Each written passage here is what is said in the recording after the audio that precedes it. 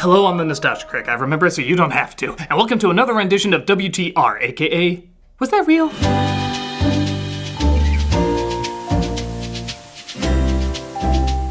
This is where we look at TV shows that are forgotten by some but remembered by others for just how strange they were.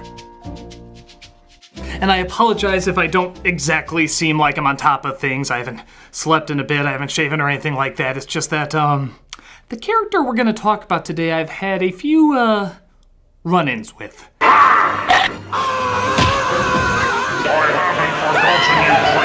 Yeah, so when I heard I was gonna talk about his live-action series this week, I just wanted to take the proper precautions. Like I said, little on edge. As some of you know, Teddy Ruxpin was a disturbing hellspawn of a toy that was one step away from Skynet watching your kid. It was supposed to be comforting, but it scared the shit out of every parent who bought it. Even Robin Williams made jokes about it. You couldn't do cocaine, there's a Teddy Ruxpin doll. It's the type of doll you think that when you fall asleep, the doll wakes up and goes, "You must kill Mommy and Daddy." So it only made sense to have this terrifying Teddy-nator seem even more alive with the live-action show. Though, to be fair, this is only really a pilot, and even then, not technically that. You see, they wanted to do a live-action series based on the stories that your robot was reading your kids to bed with. But when they shot the first extended episode, it proved to be too expensive. So they eventually turned into an animated series, and this ran as the ABC Movie of the Week. Because wouldn't you want to look at this before going to sleep? The funny thing about it is that in a strange way you can see why it was so expensive. I mean, nothing looks realistic per se, but it does look like the toys literally started walking, giving our therapist countless hours of employment. One of the reasons is that they got a pretty big name and effects to do it. Lynette Eklund has practical effects credits under her belt like Beetlejuice, Pee-wee's Playhouse, the Jurassic Park sequels, Honey, I Blew Up the Baby, and is even commissioned for some impressive cosplays. So like I said, the props and designs, for a kid's show and what was required at least, are pretty impressive. But that doesn't mean the show is, well, good. It starts off in the realm of weird when horrifying Mama Bear is singing a song to baby Teddy. I think she's literally holding a Teddy Ruxpin doll. Come dream with me tonight. Did you enjoy your breaded Goldilocks? Mine was too cold. Let's watch the birds as they fly by. And in case you're wondering, no, she serves no purpose to the story whatsoever. We see she has a map and an amulet, but she never does anything with it, and Teddy says no one in his town or family ever goes on adventures. He doesn't even mention her giving it to him or anything. Illiaps aren't very adventurous. At least they haven't been for many generations. Man, if I had this shit the whole time and never utilized it, I'd be pissed. Yeah, I'll dedicate my life to you, you little bastard. I could have been treasure hunting and making millions, but instead I'm raising your dead-eyed ass. You better live out my dreams, you demonic rabbit's foot. We cut to 15 years later where we see Teddy and his caterpillar friend Grubby, clearly caterpillar milk has a lot of growth hormones, out to find themselves that treasure mentioned earlier. You didn't tell me that adventure seeking would be this hard on my feet. I don't know, Davey. But they come across other rejected Mario World characters who try to eat them up. Whoa! They're going to catch us! Run faster, Grubby! I'm trying! Well, they would catch you if they didn't just stop at the camera. Maybe they saw a salesman selling hands so they can have an activity to do before going to bed. Think about it, you'd be pissed off if you were them too. But they come across an old man who saves them. This is your generic bumbling inventor who's so traditional you could just call him Gimmick. You can call me, Gimmick. These are my kids, Pawn and Tool. But it looks like an evil villain named Tweeg is also looking for the treasure, as his plan to turn buttermilk into gold doesn't seem to be working. To actually make gold out of buttermilk! I can't imagine why not. He seems to be the villain in all of this, but much like the mother, he seems entirely pointless. He's always just off to the side saying "doh" and curses. Even when the heroes are right in front of him, he doesn't seem to do anything of threat. He is, without a doubt, the world's worst shot. He's kind of as ineffective as the Grinch, if he shaved and ate the voice of Captain Hook. I've always known he wanted to steal my formula! But the inventor uses an airship to travel to the treasure while these beaked testicles voice their disgust. Tills I knew it! Well, that seemed needed. They crash into a tree where a fairy, who I swear sounds like Judy Garland on Quaaludes. And I suppose there's no such thing as a big bag of air stuck in my tree.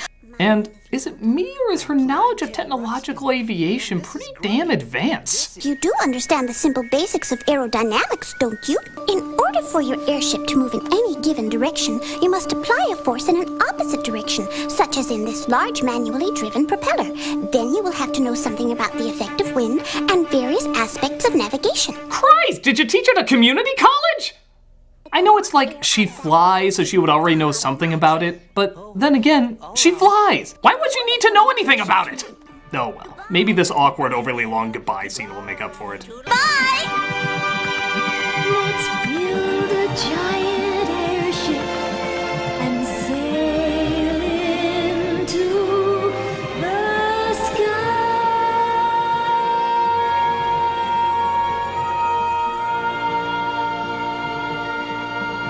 Jesus, the ending to Return of the King said goodbye faster than this.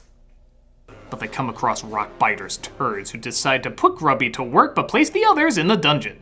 Put this one to work and take the other two to the dungeon. Man, I know that's a prejudice of some kind, I just don't know who's supposed to be offended or why. They're locked up with a guy named Prince Aaron, who is looking for his kidnapped sister. Because naturally a prince would do so on his own and have no qualified professionals for the task. I've been here for a long time. But they escape and agree to help Aaron find his sister. This leads us to a giant purple monster who wants to help. You say a princess? How come she's lost? Well, actually, she's been kidnapped. Why would anybody kidnap a princess? That's bad. I mean, from a storytelling perspective, it seems so tired and cliched. Hey, Timon! We're on another royal forced plotline again! He advises them to see the wizard, who it turns out is just a faker using lights and projecting effects, which leads them to a giant castle where they dress up like soldiers to save a girl. I think we all know who needs to do some proper suing. You gotta get out more. I love the fact, by the way, that the wizard lets everybody in except the purple monster. He doesn't even give a reason. You stay outside. The rest of you come in. Why is prejudice so bizarrely okay in this world? It's okay, he actually loves purple monsters. You can tell by this post with him eating purple monster food. Tweeg also arrives there as, what a coinky-dink, the treasure is there too. They're landing! Why does it always have to happen to me? They're landing.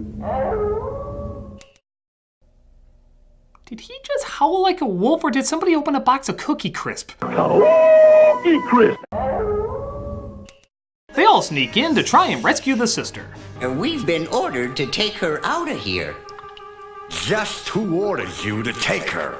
Oh, it was, Get him! Oh, General, get him! Great man! Play tennis with him on Tuesdays. Wah! Aaron, you've come to rescue me! So in a scene I still don't really get, they connect the medallion saying only the pure spirit may find the treasure of knowledge.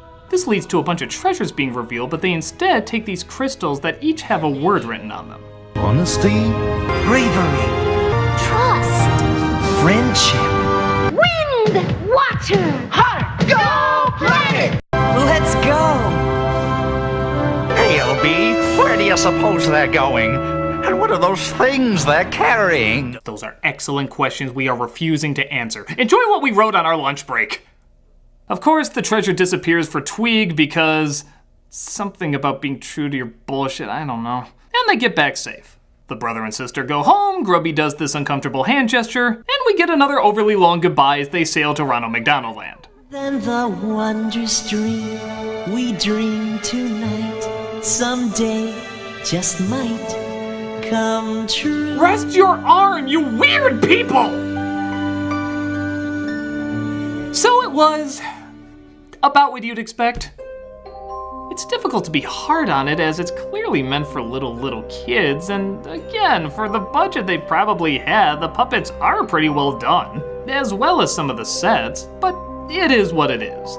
A good meaning but still creep-inducing show that'll happily haunt your marijuana high for years to come. But at least now you know it existed, there was probably a fair amount of work that went into it, and it's moving pictures with sounds. You gotta give it that. It's moving pictures with sounds. I'm the Nostalgia Critic, and I'm going to leave very quietly.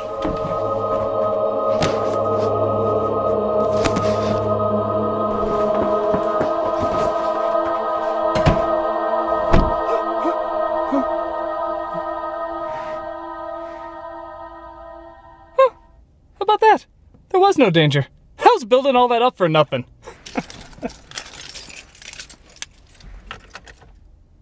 That's life.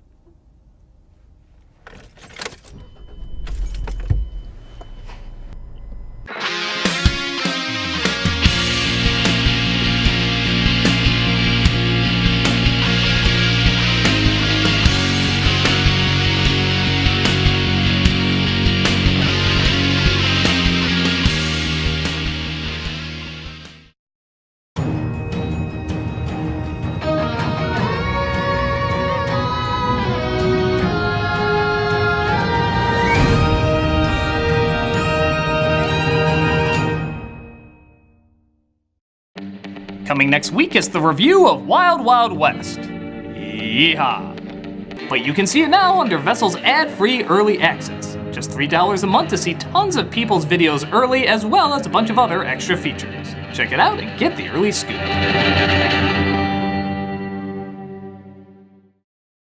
Hey, Doug Walker here doing the charity shout out. This week we are not doing the Ronald McDonald House, though it's also a good charity.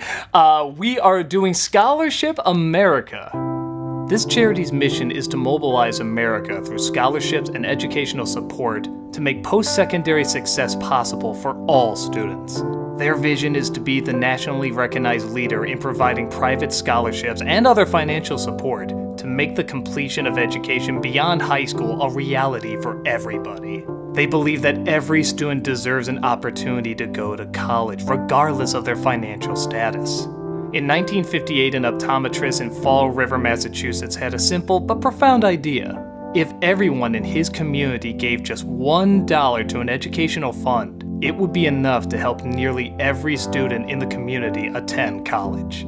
Since its founding, Scholarship America has distributed more than $3 billion to 2 million students across the country through various programs, including Dollars for Scholars, Dream Keepers, and Scholarship Management Services. Now, in their second half-century of helping students, they invite you to become a part of their mission by donating or volunteering. You can see all the great work they do on their website, or you can hear the stories yourself on their YouTube channel. These are great people that do great things, and everybody deserves a great education. Go to their site, see the great work that they do, and check them out.